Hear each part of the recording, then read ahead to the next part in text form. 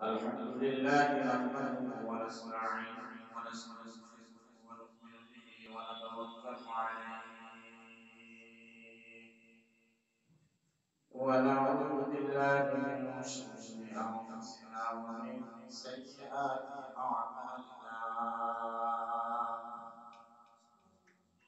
من يهد الله فلا مضل له ومن يضلل فلا هادي له ونشهد أن لا إله إلا الله وحده لا شريك له أرسله بالحق بشيرا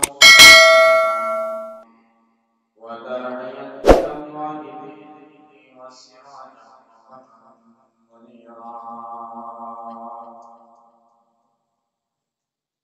أما بعد فقد قال الله تعالى في كلامه المجيد والفرقان الحميد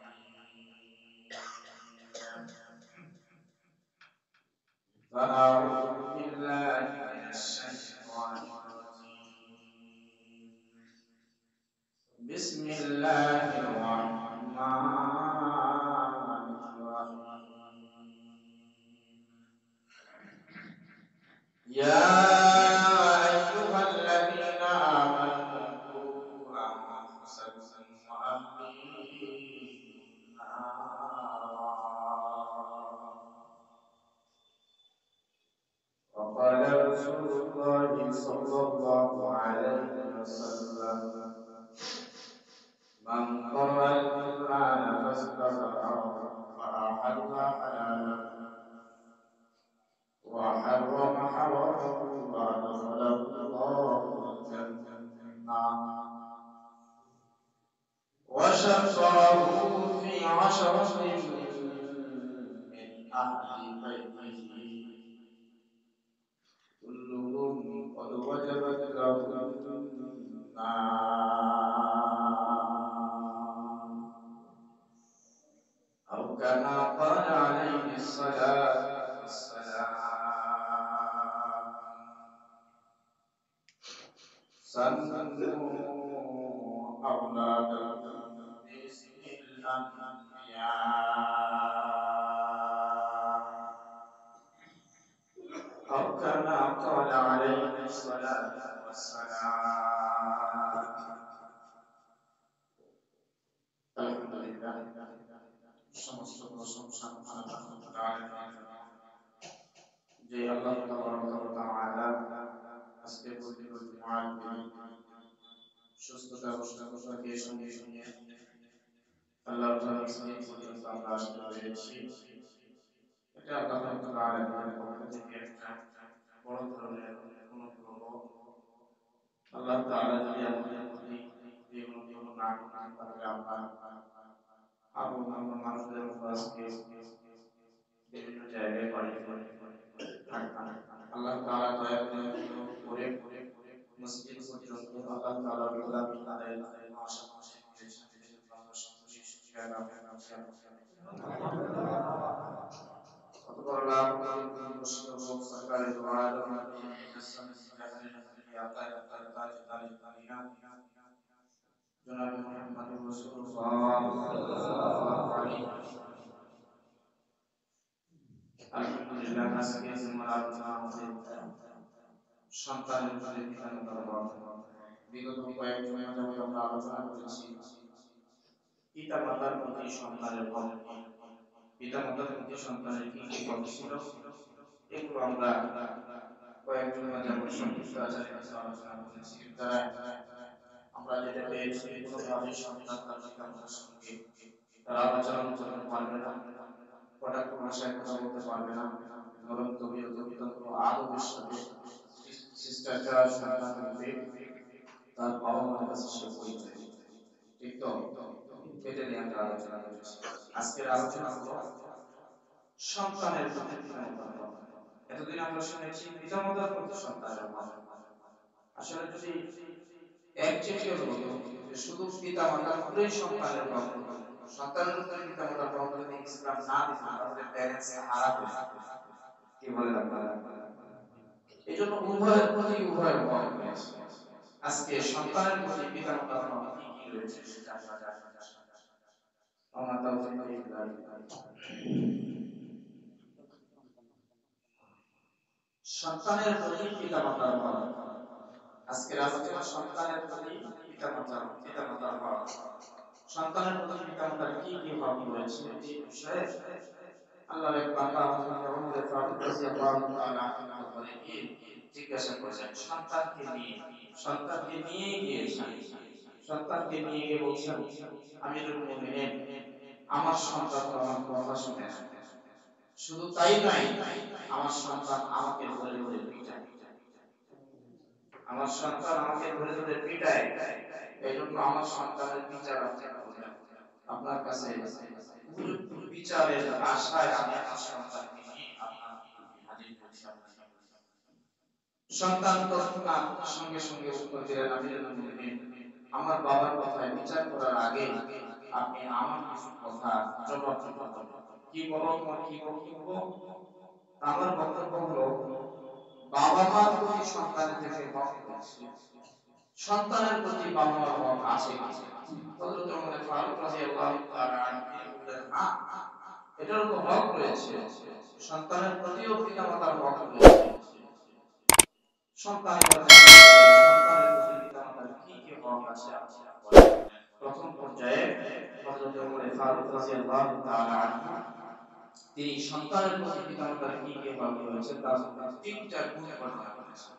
প্রাথমিক পর্যায়ে সন্তানের প্রতি পিতামাতার হক ও পিতামাতার কর্তব্য হলো তিনটি। এক নাম্বার হলো সন্তান নেওয়ার আগে, বিবাহ করার আগে ভালো মায়ের ভালো স্ত্রী থেকে ভালো মেয়ে দেখে বিবাহ করা। কারণ ভালো মেয়ে থেকে যে সন্তানটা হবে এই সন্তানটা ভালো আশা করা যায়।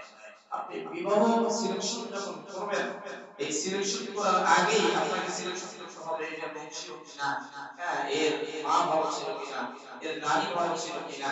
মেয়েদের জাত দেখা হয় মায়ের উপরে ডিপেন্ড করে, নানির উপরে ডিপেন্ড করে, এটা হাদিসে আছে।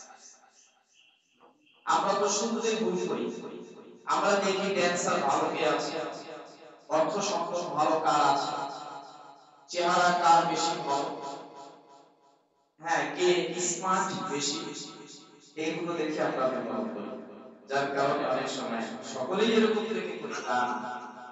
আল্লাহ নবী হাদিসের মধ্যে বলেন তোমরা যখন বিবাহ করবা তখন চারটা গুণ দেখবা। চারটা গুণ তো সচরাচর মানুষ দেখে, এই চারটা গুণ তোমরাও দেখবা, কিন্তু যে গুণের কথা আল্লাহ নবী বলেছেন ওই গুণকে প্রাধান্য দেওয়ার কথা বলেছেন হাদিসের মধ্যে বলা হয়েছে মালিহা ওয়ালি জামালিহা ওয়ালি হাসানিহা ওয়ালি দীনিহা। দুনিয়ার মানুষ তিনটা গুণকে বেশি প্রাধান্য দেয়। এক নম্বর হলো মাল, সম্পদ, অর্থ সম্পদ যার বেশি আছে মনে মনে করে যে কারণ কারণ রাসূল বাজার পরে পুরো সম্পদের মালিক আমি হই না, এজন্য সম্পদের প্রতি খেয়াল রাখে। ওয়ালি হাসানিহা এরপরে তার বংশের দিকে খেয়াল করে। ওয়ালি জামালিহা এরপরে মেয়ের সৌন্দর্যের দিকে খেয়াল করে, মেয়ের সুন্দর কিনা। চতুর্থ নম্বরে খেয়াল করে ওয়ালি দীনহা তার ভিতরে দিন আছে কিনা। আল্লাহ নবী বলেন ফাসফা বিজাতিদ দ্বীন, আগের দিনটা যদি নাও থাকে, সৌন্দর্য নাই, অর্থ সম্পদ নাই, বংশীয় ভাবে সে ওইরকম পদমর্যাদা নাই, কিন্তু তার ভিতরে দ্বীনের বংশের একটা পরিচয় রয়েছে, দ্বীনদারিত্বের একটা পরিচয় রয়েছে। অর্থ সম্পদ নাই, চেহারা সুরত নাই, কিন্তু দ্বীনদারিত্ব আছে, বংশ পরিচয়ও উচ্চ মর্যাদা না, কিন্তু তার ভিতরে দ্বীন থাকার কারণে তুমি এই দ্বীনকে প্রাধান্য দাও। এই দিনকে তুমি যদি প্রাধান্য দাও তাহলে সন্তান ভালোবাসা সম্ভব, সন্তান ভালোবাসা সম্ভব। দিন এটা মানুষকে সামনে রাখে। দিন যদি মানুষ ভুলে যায় তাহলে পারিবারিক জীবনে, ব্যক্তিগত জীবন থেকে শুরু করে পারিবারিক জীবনে, সামাজিক জীবনে, অর্থনৈতিক জীবনে, রাষ্ট্রীয় জীবনে সব জায়গায় মানুষ অশান্তি আগুনে জ্বলে। এজন্য দিন প্রত্যেকটা কাজে দিনকে সামনে রাখে। আমি যেটা করতে চাচ্ছি এটা আমার দিন সাপোর্ট করছে, আমি যেটা করতে যাচ্ছি এটাতে দিনের সমর্থন রয়েছে কিনা এটা আমাকে আগে ভাবতে হবে। আমার সমস্ত কাজের ক্ষেত্রে আমার দিন আমি যে কাজটা করছি এখানে দিনের সমর্থন আছে কিনা, আছে কিনা, থাকলে কেমন ভাবে আছে, যেমন ভাবে আছে তেমন ভাবে যদি আমি করি তাহলে এই জন্য এক নাম্বার হলো ভালো মায়ের ব্যবস্থা করা। ভালো মা যদি হয় তাহলে সন্তান ভালো হবে, এটা আশা করা যায়। হযরত ওমর ফারুক রাদিয়াল্লাহু তাআলা আনহুর কাছে প্রশ্ন করা হলে তিনি বললেন ভালো মায়ের ব্যবস্থা করতে হবে, এটা হলো পিতার দায়িত্ব, পিতার কথা।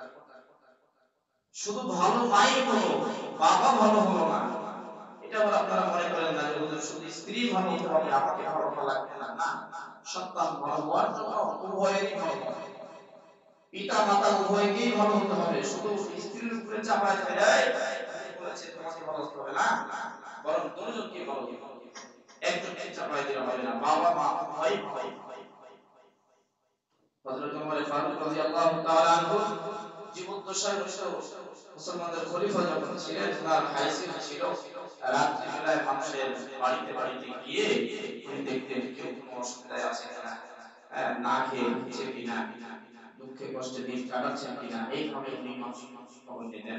কোন একটা রাত্রিতে ঘটনা আপনারা সকলেই জানেন, মনে করে দেওয়ার জন্য বলছি যে কোন একটা রাত্রিতে তাহাজ্জুদ নামাজ পড়ে হযরত ওমর ফারুক রাদিয়াল্লাহু তাআলা বেরিয়ে পড়লেন এক বাড়িতে, অনেক দূরে গিয়ে এক বাড়িতে কিছু কথার আওয়াজ পাওয়া যাচ্ছে। মা তার মেয়েকে ডাকতে বলছে, মারে এই গাভীর দুধের মধ্যে তাড়াতাড়ি পানি মিশ্রণ করে দাও, কারণ যতটুকু দুধ হয় এতটুকু দিয়ে বিক্রি করে আমাদের সংসার চলে। মেয়ে আবার মাকে ডাকতে বলছে, মা এটা তো ফারুকে আযম নিষেধ করেছে, যদি কেউ দুধের মধ্যে পানি মিশ দেয় তাহলে তো এটা হালাল হলো না, কি বলেন আপনারা? হালাল হলো না, হারাম হয়ে গেল। কারণ 1 কেজি দুধের দাম 80 টাকা, 1 কেজি দুধের দাম 80 টাকা। আর আপনি টিউবওয়েল থেকে যদি খোলা টিউবওয়েলের পানি নেন 1 কেজি পানির 1 টাকাও দাম দিতে হয় না। দাম নাই সেটা আমি বলছি না, অনেক দাম, কিন্তু দাম দিতে হয় না। বাংলাদেশে আলহামদুলিল্লাহ এটা আমাদের পর্যাপ্ত পরিমাণে আল্লাহ তাআলা এই নিয়ামত দিয়ে রাখছে, যেটা বিভিন্ন রাষ্ট্রে পাওয়া যায়। সৌদিতে দেখা যায় যে 1 লিটার তেলের দাম যদি 25 পয়সা হয়, 1 লিটার পানির দাম 2 রিয়াল হয়। 1 লিটার পানির দাম 2 রিয়াল হয়। 1 লিটার অকটেনের দাম, পেট্রোলের দাম যদি 25 পয়সা হয়, 1 লিটার পানির দাম 2 রিয়াল হয়। সেখানে পানি আমাদের মতো এত অ্যাভেলেবল না, এত অ্যাভেলেবল না। তো পানি আপনি দুধের সঙ্গে মিশিয়ে দিচ্ছেন। এখন তো আবার অনেকে উল্টা দেয়, হুজুর আমরা তো দুধের সঙ্গে পানি মিশাই না, পানির সঙ্গে দুধ মিশাই, মানে পাত্রের মধ্যে আগে থেকে পানি নিয়ে রাখি এরপরে ওখানে দুধ দেওয়া, যেটাই করে দুটোটাই একই। পানির মধ্যে দুধ মিশান আর দুধের মধ্যে পানি মিশান, একই ওইটাই হারাম। মেয়েটি এবার মাকে ডাকতে বলে, মা রে ফারুক আযম এটা তো জানতে পারলে শাস্তি দিবে। মা ডাকতে বলে, মা রে এই গভীর রাত্রিতে এখনো ফজরের আযান হয় নাই, এই মুহূর্তে আমরা যদি দুধের মধ্যে পানি মিশিয়ে দেই ফারুক আযম কিভাবে জানবে? উনি তো রাষ্ট্রপ্রধান, কিভাবে জানবে উনি আমরা দুধের মধ্যে পানি মিশিয়ে দিয়েছি? মেয়ে এবার মাকে ডাকতে বলে, মা ফারুক আযম যদি নাম জানে, ফারুক আযমের যে আল্লাহ যে মালিক, উনার চোখে আমরা কিভাবে ফাঁকি দেব? ফারুক আযমের শাস্তি থেকে আমরা আমাদের জীবনকে রক্ষা করে নিতে পারবো, কিন্তু মালিক যে আমাদেরকে দেখবে এই মালিকের শাস্তি থেকে আমরা কিভাবে মুক্তি পেয়ে যাব? মা মেয়ের কথার জবাব দিতে পারে না। পরের দিন ফারুক আযম ডেকে পাঠাইলেন, মা মেয়ে উভয়কে ডেকে পাঠাইলেন। বুড়ি মাকে ডাকতে বলে, বুড়ি আমার মন চায় তোমার মেয়ের সঙ্গে আমার সন্তানের বিবাহ করায় দিই। মেয়ের মা এবার ডাকতে বলে, কি বলে একটু অসম্ভব একটা কথা বলে অসম্ভব নয়। গতকালকে রাত্রির ঘটনা আমার সম্পূর্ণ আমার জেহেনের মধ্যে তোমার সংসার চলে না, দহন করে দহন করায় তোমার সংসার চলে না। আমি ছিল আগে থেকে এই খবরটা জানা, আমি জানতে পারি নাই তোমার মেয়ের মধ্যে যে সংস্কার দেখেছি, যে সংস্কার তাকওয়া আমি দেখেছি, এই তাকওয়ার ভিত্তিতে আমার মন চায় আমার সন্তানের সঙ্গে তোমার মেয়ের বিবাহ করাইয়া দে। ঠিক তাই করা হলো। এই মেয়েটির সন্তান থেকে হযরত ওমর ফারুক রাদিয়াল্লাহু তাআলা আনহু এই নাতিটা জন্মগ্রহণ করলেন। এই নাতির নাম রাখা হলো ওমর ইবনে আব্দুল আজিজ। বলেন না সুবহানাল্লাহ। মা বাবা এই সন্তান এতটা ভালো হয়েছিল, সন্তান এতটা ভালো হয়েছিল, কিতাবের মধ্যে যেটা এসেছে সন্তান যদিও সাহাবী হতে পারেন নাই, কিন্তু সাহাবীর যে গুণগুলো অর্জিত হয়েছিল এই সন্তান সাহাবীর প্রতিটা গুণ আল্লাহ পাক তাকে দিয়ে দিয়েছিলেন। এই জন্য সন্তান ভালো হতে হলে আগে পিতা মাতাকে ভালো হবে, পিতা মাতাকে ভালো হবে। হযরতে থানবী রাহমাতুল্লাহি আলাইহি একটা ঘটনা উল্লেখ করেছেন, স্বামী স্ত্রী দুজনেই চিন্তা ভাবনা করলেন আমরা একটা ভালো সন্তান চাই। ভালো সন্তান যদি আমরা নিতে চাই তাহলে আমাদের স্বামী স্ত্রী উভয়কে ভালো হয়ে যাওয়া লাগবে। স্বামী স্ত্রী উভয়ে পরামর্শ করে ভালো হয়ে একটা সন্তান আল্লাহ পাক তাদের ঘরের মধ্যে নিয়ে দিলেন। সন্তান সময়ের ব্যবধানে যখন একটু বড় হয়ে গেল, হাঁটাহাঁটি শিখছে, ঠিক এমন সময় বাবা তার সন্তানের হাত জায়গায় যাওয়ার মধ্যে সন্তান বাবার হাত ছেড়ে দিয়ে একটা বড়ই গাছ থেকে বড়ই টান দিয়ে খেয়ে ফেলেছে। এটা ন্যায় না অন্যায়? কি বলেন? আরো যদি বলেন অন্যায় কি অন্যায় বলতে হবে, ন্যায় কি ন্যায় বলতে হবে? এটা কোন ইসলাম? এটা অন্যায়। যদি আমাদের কাছে বড় অন্যায় মনে হয় না, মানুষের কাছে আম থেকে আছে সেখান থেকে লাফিয়ে খেয়ে ফেলার অন্যায় মনে হয় না। মানুষের গাছ থেকে বড়ই পেড়ে খেলাম, বড়ই পেড়ে খেয়ে ফেললাম, অনুমতি না নিয়ে খেলাম, এটা যে হারাম হয়ে গেল, হারাম হয়ে গেল। পাশাপাশি চুরি করার মতো একটা গুনাহ আমল নামায় চলে আসলো, এখান থেকে গুনাহ মনে হয় না। বাবা এবার চিন্তায় পড়ে গেলেন, আমি তো ভালো ছিলাম, আমার স্ত্রীর সঙ্গে আমি পরামর্শ করেছি, স্ত্রীও তো ভালো হয়েছিল, কিন্তু সন্তান কেন চুরি করলো, কেন একটা বড়ই খেয়ে ফেললো, মানুষের কাছ থেকে অনুমতি ছাড়া বড়ই ফেলো, চুরি করে খেলো। বিবিকে ডাকতে বলে, বিবি রে, আমার মনের মধ্যে আজকে একটা প্রশ্ন, তুমি সত্য কথা বলবা, সন্তান যেমন চুরি করার আইস কোথায় থেকে আসলো? তুমিও ভালো ছিলা, আমিও ভালো ছিলাম, সন্তান কেন এরকম চোর হলো বিবি আমি জানতে চাই।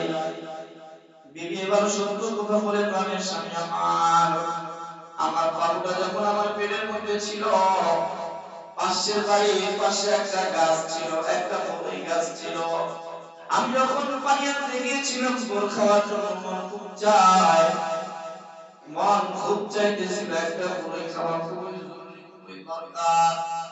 মনের চাহত পূরণের জন্য আমি গাছ থেকে একটা বড়ই পেড়ে খেয়ে ফেলেছিলাম। একটা বড়ই খেয়েছিলাম, কেউ দেখে নাই, কেউ জানে নাই। এই হাইজিনটাই সন্তানের উপরে পড়েছে, সন্তানের উপরে পড়েছে। এটাই তো হাদিসে বলা হয়, আপনি ভালো করে আপনার সন্তান ভালো হবে। মা পেটের মধ্যে সন্তান যতদিন থাকবে, মা যেই কাজগুলো করবে সন্তানের প্রতি ওই কাজের আসরগুলো তার ভিতরে পড়বে। এটাই তো হাদিসের মধ্যে আল্লাহর নবী বলেন, আল ইলমু ফিস সিগারি কান নাসলি ফিল জাহার কান নাসলি ফিল হাজার। বাচ্চা আমার পেটের মধ্যে আছে, আপনি মনে করতে পারেন এখনো সন্তান পেটের মধ্যে, এখনো জন্মগ্রহণ করে নাই, এখনো জন্মগ্রহণ করে নাই, দুনিয়ায় আসে নাই, দুনিয়ার কিছুই তার ভিতরে নাই। সুতরাং একটা জিনিস অন্যায় করলে কি হবে, একটা অন্যায় করলে কি এমন ক্ষতি হবে না রে বাবা না। সন্তান পেটের মধ্যে আছে, রূহ আল্লাহ তাআলা তার ভিতরে দিয়ে দিয়েছেন, সন্তান পেটের মধ্যে যখন 4 মাসে আল্লাহ তাআলা তার ভিতরে যখন রূহ দিয়ে দেয়, এই রূহ পাওয়া থেকে নিয়ে মা যা করে যা করবে সমস্ত ইফেক্ট সন্তানের উপরে গিয়ে পড়বে। এবার বুঝে থাকলে বলো, সন্তানকে পেটের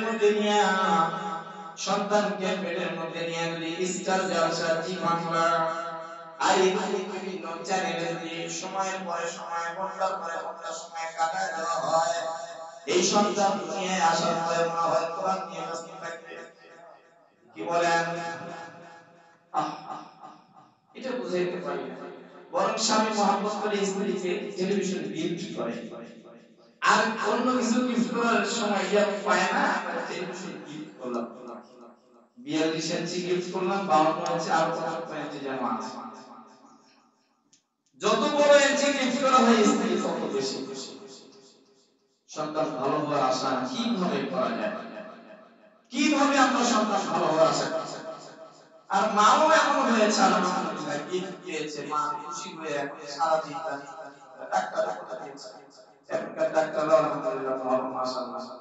সন্তান যদি পেটে আসে ডাক্তাররা বলে আর কাজ করা লাগবে না, এই শুধু রেস্টেই থাকবা, রেস্টেই থাকবা, রেস্টেই। আগে এমন ছিল না, মা পেটের মধ্যে সন্তান নিয়ে সন্তান ভূমিষ্ঠ হওয়ার আগ পর্যন্ত সংসারের সমস্ত কাজগুলো করেছে।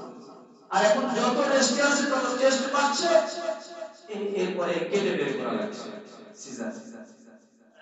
আগে এত টেস্ট ছিল না, রেস্ট ছিল না, সর্বদাই কাজ ছিল, যার কারণে মা অসুবিধা হয় নাই। বরং আল্লাহ তাআলা কুদরতি ভাবে যেভাবে সিস্টেমে আসা সেভাবে আপনারা। কিন্তু এখন মানুষের আরাম বেশি হয়ে আরাম বেশি খেয়ে কষ্ট বেশি হয়েছে। কি বলেন, ঠিক না? এগুলো গিফট করেন না, যেগুলো করার দ্বারা সন্তান। আপনি আর সন্তান দুনিয়াতে আসার আগে থেকে আপনি যদি সন্তানকে খারাপ করার পদ্ধতি তৈরি করে দেন, আপনি আগে থেকে যদি সন্তানকে খারাপ করার পদ্ধতি গ্রহণ করেন, আপনার সন্তান আপনাকে পিটাবে। এই সমস্যা কে মাইর খায়? আমি যদি আমার সন্তানকে আগে থেকেই খারাপ করার পদ্ধতিগুলো অবলম্বন করি, স্ত্রী খুঁজে ড্যান্সকে ভালো দিতে পারে, সেটা আমার স্ত্রী। গানকে সুন্দর বলতে পারে, কে জিজ্ঞেস করে গান করতে পারো? হ্যাঁ পারি, বলো তো একটা শুরু করে দিই। হ্যাঁ, নাউজুবিল্লাহ বলে। আগের যুগে গিয়ে আগে লোকেরা জিজ্ঞেস করতেছে, মা তুমি কোরআন পড়তে পারো? বলে হ্যাঁ। এত আস্তে আস্তে কথা বলতেন, এত আস্তে আস্তে কথা বলতেন, শুনতে পাওয়া যেত না। হ্যাঁ পারি, এই কথাটাও খুব আস্তে আস্তে। মুরব্বীরা জিজ্ঞাসা করতেছে, বাবা তাহলে সূরা ফাতিহা পড়ো তো। সুন্দর করে সূরা ফাতিহা পড়ে শোনায়। মুরব্বীরা চিন্তা করতেন, না এই মেয়েটাকে যদি আমার বাড়িতে পুত্রবধূ বানায় নিয়ে যাই, তাহলে আশা করা যায় সংসারের মধ্যে যে ফুল আসবে এটা ভালো। সুবহানাল্লাহ বলবেন না? আর এখন আপনি ড্যান্স করা দিচ্ছেন, তাহলে ভালো আশা করা যায়? আশা করা যাবে? কি বলেন, আশা করা যাবে? এইরকম যদি আমরা করি, আমাদের স্ত্রীদেরকে এখন থেকে যদি এটা বারণ না করি, নিষেধ না করি, হারাম কাজ থেকে আমরা তাদেরকে ফিরিয়ে না রাখি, আমাদের সন্তান থেকে আমরা কষ্ট পেলেই এটা আমাদের কর্মের ফল, এটা ভাগ্যের দোষ দিয়ে রাখে। আল্লাহ তাআলা কালাম পাকে বলে দিয়েছেন, তোমাদের কাছে যেটা যায় তোমাদের কর্মের ফল, এটা আমি আল্লাহ তাআলাকে দোষারোপ করে বললাম। আমি আল্লাহ তাআলাকে দোষারোপ করে বললাম। সন্তান পেটে থাকলে আগে দেখা গিয়েছে, আগে মহিলাদের থেকে দেখা গিয়েছে, সন্তান যখন পেটের মধ্যে 4 মাস 5 মাস হয়েছে আর পানি খেতে পায় না, থাক পথ মুখের মুখ দেখবো না, রাস্তাঘাটে যাবো না, বাজারে তো মেয়েরা যেতই না। এগুলো তো আপনাদের কাছে এখন শুনলে কাল্পনিক মনে হবে যে হুজুর কি বলছেন। এমনও মেয়ে এখনো আছে, এখনো গ্রাম অঞ্চলে পাওয়া যায়, শহরেও পেলে যেতে পারে, নাই। একটা জিনিস দাম করে নিবে এমন মেয়ে এখন দুনিয়াতে আছে, আছে না নাই? বাজার চেনে না, গ্রামের পাশে 1 কিলোমিটার দূরে বাজারে, বাজারে গিয়ে ছেলে বাড়িতে আসতে পারবে না। তার মানে কি এই মেয়েটা বাড়ি থেকে বের হওয়া হয়েছে, বের হওয়া হয়েছে। এখন তো আগে থেকেই একবারে এক্সপার্ট। এক্সপার্ট এক্সপার্ট এগুলো নিয়ে আমরা ব্যস্ত। এই জন্য সন্তানরা আমাদের এরকম বক্স করতে সন্তানরা ভালো ভালো না হওয়ার পিছনে বাবা মার গুনাহ বেশি, বাবা মার গুনাহ বেশি, গুনাহ বেশি হওয়ার কারণে সন্তান ভালো হচ্ছে না। সন্তানকে ভালো করার জন্য আরেকটা পরিবর্তন করতে হবে, সেটা হলো হারাম থেকে হারাম খাওয়া থেকে। হারাম খাবার থেকে যদি আমি বেঁচে না থাকি, তাহলে আমি হারাম খাইলাম, এটা দিয়ে আমার সন্তানের দেহ তৈরি হবে, এই সন্তান হারাম ভাবে তৈরি হবে, এই সন্তান হারাম খাওয়ার মন মানসিকতা আসবে কিভাবে? হযরত মাওলানা ইয়াকুব নানতুবি রাহমাতুল্লাহি আলাইহি, যিনি দারুল দেওবন্দের প্রিন্সিপাল ছিলেন, উনি বলেন আমাকে এক বাড়িতে দাওয়াত দেওয়া হলো, আমি দাওয়াত খেতে গেলাম। কয়েক লোকমা, 2-3 লোকমা খানা খাওয়ার পরে মন কেমন যেন শান্তি ছিল, এই খাবারটা মাথায় হারাম, এই খাবার ছেড়ে দিলেন, বাড়ির আগে বুঝতে দিলেন না, খাবার ছেড়ে দিয়ে উনি দাওয়াতের বাড়ি থেকে চলে আসলেন। ইয়াকুব নানতুবি রাহমাতুল্লাহি আলাইহি বলেন পরবর্তী 2 মাস পর্যন্ত 7 দিন পর্যন্ত আমার মন শুধু গুনাহের দিকে ধাবিত ছিল, যে কিভাবে গুনাহ কাজ করা যায়, কিভাবে গুনাহ করলে শান্তি পাই, গুনাহের দিকে ধাবিত ছিল। আমি 2 মাস পর্যন্ত ইস্তেগফার করেছি, আমার নফসের সঙ্গে আমি জিহাদ করে 2 মাস পরে এখান থেকে পরিত্রাণ। আমরা তো দুই এক লোকমায় যদি এরকম ইফেক্ট পড়ে, আমরা তো দিনের পরে দিন খাচ্ছি, পেট করে খাচ্ছি। ভাই বলেন তো সন্তান ভালো হবে না খারাপ হবে? এই সন্তান আপনাকে বৃদ্ধ বয়সে বাড়ি থেকে বের করে দিবে, শুধুমাত্র এই পুত্রবধূর দোষ দিয়ে তো লাভ নাই, লাভ আছে?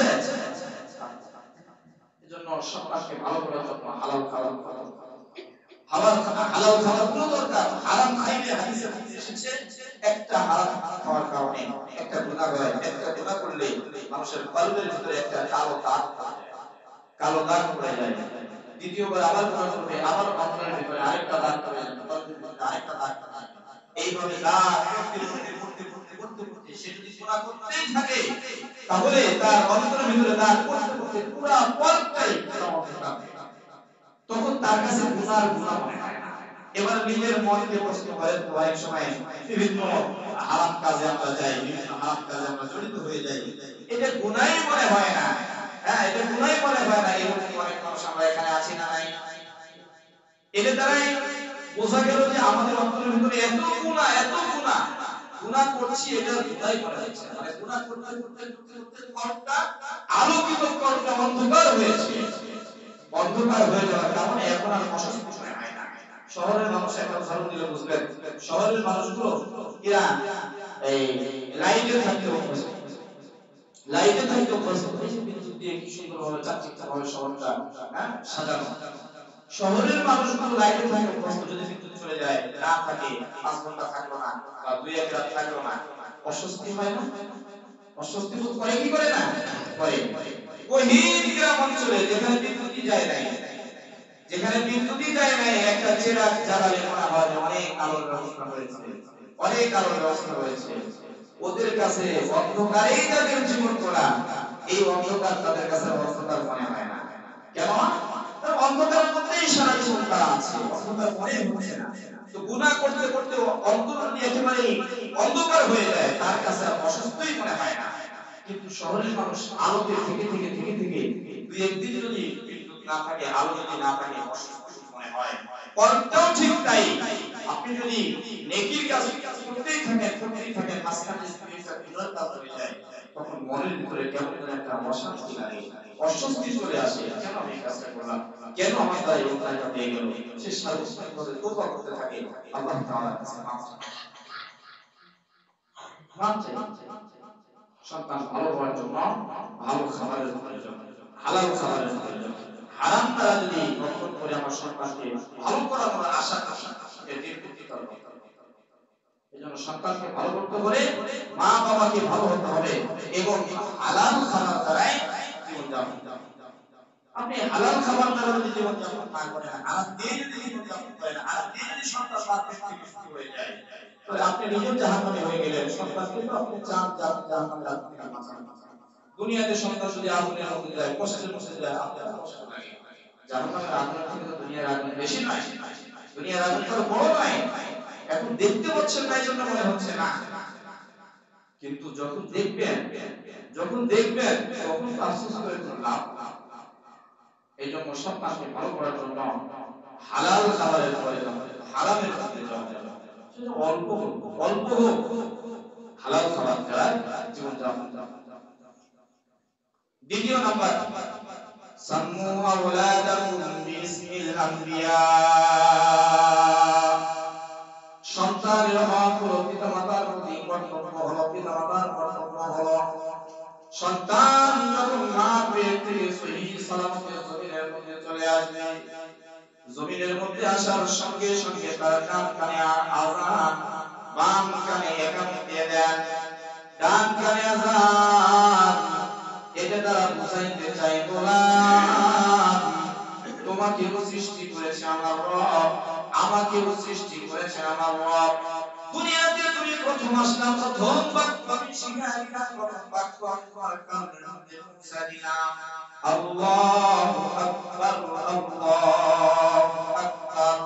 আল্লাহ হলেন মহান, আল্লাহ হলেন সবচেয়ে বড়, আল্লাহর চাইতে বড় আর কেউ হতে পারে না রে সন্তান। এই জন্য তুমি দুনিয়াতে আসার সঙ্গে সঙ্গে তোমার কর্মপুরে আমি পৌঁছে দিলাম, আল্লাহর নাম সবচেয়ে বড়, আল্লাহ আমাদের সৃষ্টিকর্তা, আল্লাহ ছাড়া কোনো গতি নাই, আল্লাহ ছাড়া কোনো মাবুদ নাই। এই দ্বারা বোঝানো হয় সন্তান আল্লাহ ওয়ালা হয়। এরপরে যে হক রয়েছে পিতামাতার প্রতি, সন্তানের ভালো একটা নাম রেখে দেওয়া, ভালো একটা নাম রেখে দেওয়া। আল্লাহর নবী হাদিসের মধ্যে বলেছেন, হাদিস বুখারী শরীফের মধ্যে তোলা হয়েছে, সাম্মু আওলাদাকুম বিসমিল আম্বিয়া। ও জগৎবাসীরা শুনে নাও, আমার উম্মতরা শুনে নাও, যখন তোমাদের সন্তান সন্ততি দুনিয়াতে চলে আসবে, ঠিক এমন সময় আযান তাদের পরে সাথে সাথে সুন্দর করে তার ইসলামের মধ্যে নবীদের নামের সঙ্গে নাম মিলায়া, আল্লাহ তাআলার নামের সঙ্গে নাম মিলায়া তোমাদের সন্তান সন্ততির নাম রেখে দাও। এখন তো আমরা স্মার্ট আর আধুনিকতার সময়, এত বেশি আধুনিকতা আমাদেরকে স্পর্শ করেছে, ইসলামী নাম আমরা রাখতেই চাই না, রাখতেই চাই না। এমন নাম রাখা হয়, এই নাম দ্বারা বোঝাই যায় না এটা ছেলেদের নাম না মেয়ের নাম। নাম রাখে বিষ, এর অর্থ খুঁজে পাওয়া মুশকিল। নাম রাখে চন্দ্র, নাম রাখে আকাশ, নাম রাখে সূর্য, নাম রাখে বাতাস, নাম রাখে চাঁদনি, নাম রাখে প্রিন্স। এগুলো নাম আছে না নাই? কি বলেন আপনারা, আছে না নাই? ভালো নাম রাখতে হবে, ভালো নাম রাখতে হবে।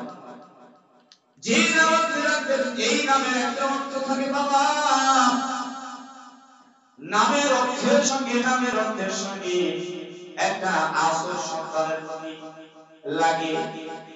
নামের অর্থ যদি খারাপ হয়, সন্তানের প্রতি খারাপ আসর পড়ে। নামের অর্থ যদি ভালো হয়, সন্তানের প্রতি ভালো আসর পড়ে, ভালো আসর পড়ে। এই জন্য তো আল্লাহ নবী বলেন, তোমরা তোমাদের সন্তানদের নাম রাখবার আউলিয়া যারা আছে, গাউস যারা আছে, ওলিয়াউল্লাহ যারা আছে, নেককারিনী যারা আছে, তাদের নামের সঙ্গে নাম মিলায়া ভালো ভালো নাম রাখবা, ভালো ভালো নাম রাখবা। ভালো ভালো নাম যদি রাখা হয়, তাহলে ভালো আসর সন্তানের প্রতি পড়বে, ভালো আসর সন্তানের প্রতি পড়বে। আর খারাপ নাম রাখার কারণে খারাপ আসর সন্তানের প্রতি পড়বে। হযরত নবী রাহমাতুল্লাহি আলাইহি একটা ঘটনা উল্লেখ করেন, উনার কাছে একজন লোক আসছিলেন, যার নাম হলো কালিমুল্লাহ। কালিমুল্লাহ এটা যখন বোঝানো হয় অস্বস্তি, একটা অস্বস্তি ভাব রয়েছে এমন একটা অর্থ বোঝানো হয়। হযরত নবী রাহমাতুল্লাহি আলাইহি জানতে চাইলেন, তোমার অসুস্থতার কারণ কি? বলে, আমি মাঝে মাঝে অসুস্থ থাকি, মাঝে মাঝে অসুস্থ থাকি, অসুস্থর মধ্যেই কেমন কেন আমি হয়ে থাকি। নবী রাহমাতুল্লাহি আলাইহি তার নাম পরিবর্তন করে দিলেন, তার নাম পরিবর্তন করে দিলেন, নাম রাখলেন সলিমুল্লাহ। সলিমুল্লাহ শব্দের অর্থ হলো শান্তি, সুস্থ থাকো, সুস্থ থাকো, শান্তিতে থাকো। এমন একটা নাম যখন পরিবর্তন করে দেওয়া হলো, নবী রাহমাতুল্লাহি আলাইহি বলেন, নামের আসরের কারণে আল্লাহ নবীকে বলেছেন, আল্লাহ নবীকে বলেছেন নামে আসল সন্তানের নামে পড়ে। আমি এই নামটা রাখার পরে আল্লাহ নবীর হাদিসের দিকে লক্ষ্য করতে থাকলাম। সময়ের ব্যবধানে দেখলাম 1 থেকে 1.5 মাস পর থেকে আল্লাহর গোলাম সুস্থ হয়ে গেল, আর তেমন সুস্থ হয় না। এই জন্য পিতামাতার প্রতি কর্তব্য হলো সন্তান যখন দুনিয়ায় আসবে সন্তানের নাম ভালো নাম রেখে দিতে হবে, ভালো নাম রাখতে হবে। ভালো নাম যদি না রাখা হয়, আল্লাহর নবীর কাছে কোন মানুষ যখন আসবে নাম জিজ্ঞাসা করছেন তোমার নাম কি, নামের অর্থ যদি খারাপ হতো আল্লাহর নবীর সঙ্গে সঙ্গে নাম চেঞ্জ করে দিতেন, সঙ্গে সঙ্গে নাম চেঞ্জ করে দিতেন। এখন তো আমাদের সমাজের মধ্যে নাম রাখা হয়, সন্তান বলে অনেক মানুষ আছে নামটা বলে ঠিক আছে, ভালো নাম যদি আমরা বলে দেই তাহলে নামের সঙ্গে নাম মিলা লাস্টে একটা ছোট চলে রাখি। আব্দুর রহমান মনে করেন আমরা বলে দিলাম, আব্দুল্লাহ বলে দিলাম, হ্যাঁ আব্দুল আজিজ বলে দিলাম, ঠিক আছে আলহামদুলিল্লাহ, ঠিক আছে। এর সাথে এই পিন রাখা আব্দুল আজিজের সঙ্গে রেখে দেব লাস্টে পিন, ওইটা না না এটা ভালো না, ওটা হুজুরকে জানায় না, পরে আর বলে ওই সন্তানের নাম রেখেছে পিন। আব্দুল আজিজ যে বলে দেওয়া হলো, আব্দুর রহমান যে বলে দেওয়া হলো, আপনি নাম কেন জিজ্ঞাসা করলেন? আপনি তিন দুই রাখবেন, সাত দুই রাখবেন, আগে থেকে রাখতেন, মানে শর্ট বুঝে, এখন শর্টকাট বুঝে, যার কারণে লাস্টে ছোট্ট একটা নাম রেখে আগেরটা ভালো নাম কাগজ কলমে, ভালো নামটা কাগজ কলমেই থাকে। অনেক সময় যেরকম দেখা যায় আপনারা স্বীকার করলেও সত্য কথা, অস্বীকার করলেও সত্য কথা, ভালো নামটা সমাজের মানুষ জানেই না, ভালো নামটা সমাজের মানুষ জানেই না। আমাদের গ্রামের কথা বলি, আমাদের গ্রামে এক সন্তানের নাম ছিল আবু বকর সিদ্দিক। নামটা ভালো না খারাপ? আবু বকর সিদ্দিক, সুন্দর নাম, নিঃসন্দেহে ভালো নাম। আবু বকর সিদ্দিকের যখন সে একটু বড় হয়েছে, 4 থেকে 5 বছর বয়স বা 6 বছর বয়স, বা তারপরে সে তার অভ্যাস ছিল যে গাছে গাছে যে ফলগুলো আসতো আমাদের এলাকায়, যতগুলো আম গাছ, কোন আমের কেমন স্বাদ, টক, মিষ্টি মিষ্টি, আদা টক, সবগুলো ওর কাছে গেলে বলে দিতে। তার মানে কি? সে সবগুলো গাছের আম খেয়েছে, কোন গাছের বড়ই কেমন, মিষ্টি না টক, সব বলে দিতে পারতো। তার মানে সে সব গাছের বড়ই খেয়েছে, তার এটা অভিজ্ঞতার একটা ফল। তার ভাবি তার নাম রাখছে, এই যে সব গাছের যেহেতু ফল খেয়ে পড়ে তার নাম রাখছে। কি নাম রাখছে? সত্য ঘটনা বলছে, 100% সত্য ঘটনা। এখনো সন্তান জীবিত আছে, এখনো বেঁচে আছে, তারপরে ওর নাম, ভালো নাম আবু বকর সিদ্দিক। এটা আমি জানতাম না, অনেক পরে শুনলাম তো ভালো নাম হলো আবু বকর সিদ্দিক। এলাকায় যদি আপনি গিয়ে বলেন আবু বকর সিদ্দিকের বাড়ি, বলতে পারবেন। যদি বলেন কোকার বাড়ি, বাস বলে। এরকম পোকা মুকা যা আছে আমাদের ভিতরেও আছে, শর্টকাট নাম দিয়ে বোঝানো হয়, ভালো নামে ডাকাই হয় না সমাজের মধ্যে। ভালো নাম রাখবেন, নামটা বড় হোক, সমস্যা কোথায় আপনার? আপনার সন্তানের নাম বলতে যদি 1 মিনিট লাগে, 24 ঘন্টার মধ্যে বহুত মিনিট আছে। 1 মিনিট একটা নাম ধরে ডাকে, 1 মিনিটও নাম মানুষের ডাকতে সময় লাগে না, লাগে 3টা বাক্য 4টা বাক্য এর মিলে একটা সুন্দর নাম হয়, বা একটা ভালো বাক্য দিয়ে একটা সুন্দর নাম হয়। অথচ ভালো নাম না রেখে একটা নাম রেখে দেয়, হ্যাঁ পিঙ্কি টিঙ্কি টিঙ্কি এগুলো নাম রেখে এগুলো নামে ডাকে। কি নাম? হ্যাঁ, এগুলো নাম রাখা যাবে না। এগুলো নাম রাখলে কিয়ামতের ময়দানে আল্লাহ তাআলার কাছে বিচার জবাব দিতে হয়, তারপরে দাঁড়ায়। এজন্য এগুলো নাম রাখা হবে না। হযরত ওমর ফারুক রাদিয়াল্লাহু তাআলা আনহুর কাছে একজন পিতা গিয়ে বলছে, হুজুর আমার সন্তান আমাকে পিটায়, কি করি? সন্তান বলছে ঠিক আছে, তোমার সন্তান তোমাকে পিটায়, সন্তানকে ডাকা হলো, সমস্যা হলো, কেন তোমার বাবাকে মারো? বলে হুজুর আমার বাবার যে আমার প্রতি হক আছে, এই হক সে আদায় করে নাই। আমার নাম রাখছে খিনজির। খিনজির মানে শুকুর। খিনজির মানে কি? শুকুর। আল্লাহর নবীর কাছেও ঠিক এমন একটা নাম দিয়েছে, যার নাম হলো হাফল। হাফল শব্দের অর্থ হলো চামচা, চামচিকা। এরকম নাম নির্বুদ্ধিতার কারণে আমরাও ঠিক অনেক সময় রাখি। যেমন নাম রাখে, যেই নাম রাখার কারণে সন্তানের মনে একেবারে খারাপের দিকে যায়, এটা বুঝেই না, খারাপের দিকে যায় এটা বুঝেই না, তো নাম রাখছে হাফল। আল্লাহর নবীর কাছে গিয়ে বলে তোমার নাম কি? বলে আমার নাম হাবুল। কে রাখছে? আমার বাবা। দেখেন বাবাকে ডেকে নিয়ে গেছে। হাবুল কেন রাখছে? হাবুল নামটা সুন্দর রাখছে। আরে হাবুল মানে তো চামচিকা। নামটা এখনই পরিবর্তন করে আল্লাহ সুন্দর একটা নাম দিয়ে নাম হযরত ওমরের কাছে গিয়েছে, নাম রাখছে খিনজির। খিনজির তো নাম বের অর্থ হলো শুকর। আমার বাবায় আমার হক নষ্ট করেছে, যার কারণে আমি তো ভালো দিন শিক্ষা পাই নাই। আমার বাবাকে বলে বাবা মা সন্তানদের কাছ থেকে পিটুনি খায়, অশান্তি পায়, এটা শুধুমাত্র বাবা মার দোষের কারণে। নাকি বলেন? দোষের কারণে। সময় যেহেতু নাই, 3 নাম্বার গুণ হলো, এটা আমরা সামনে থেকে আলোচনা করব ইনশাআল্লাহ। 3 নাম্বার গুণ হলো সন্তানকে যদি ভালো করতে চান তাহলে 3 নাম্বার গুণটা অবশ্যই অবশ্যই শিক্ষা দিতে হবে। সেটা হলো আল কোরআন। আল কোরআন যদি শিক্ষা না দেন, দুনিয়ার ইলম যদি শিক্ষা দিয়ে দেন, দুনিয়ার সমস্ত ইলম শিক্ষা দিলেন, দুনিয়াতে প্রাইমারি, এরপরে আপনার BSc, TSC, SSC, intermediate, degree, MA, honours, masters, LLB, এরপরে আপনার এফআরসিএস পর্যন্ত সবচেয়ে যে প্রধান ডিগ্রি আছে, সব ডিগ্রি আপনি শিখাইলেন, এর দ্বারা কাজে লাগবে শুধুমাত্র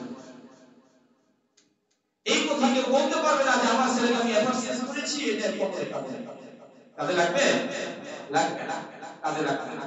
সন্তানকে যদি আপনি এক কোরআন শিক্ষা দেন, এটা নিয়ে আমরা সামনে ইনশাআল্লাহ